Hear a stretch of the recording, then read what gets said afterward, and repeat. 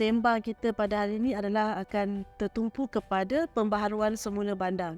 Kalau kita biasa lihat, bandar-bandar lama kita banyak dekat Malaysia. Kita ada dekat Kuala Lumpur, dekat Pulau Pinang, Melaka. Kita ada banyak bandar-bandar lama, dan bandar-bandar lama ini sebenarnya dia juga mengalami tekanan pembangunan, di mana dari segi usia pun bangunan akan menua, macam kita juga macam manusia, bangunan pun dia akan menua.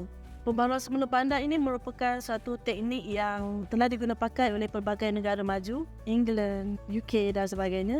Dan juga Malaysia juga telah mengadaptasi pendekatan ini untuk memberi nafas baru kembali kepada bandar-bandar lama kita. So, apakah itu pembaharuan semula bandar?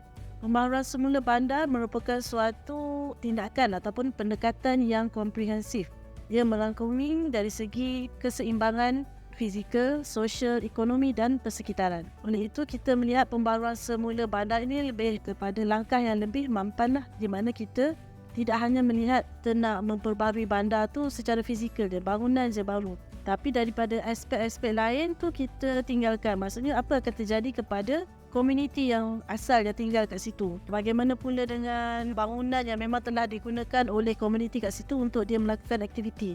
So, pembaharuan semula bandar akan mempertimbangkan semua aspek-aspek ini sebelum kita memperbaharui sesebuah kawasan itu.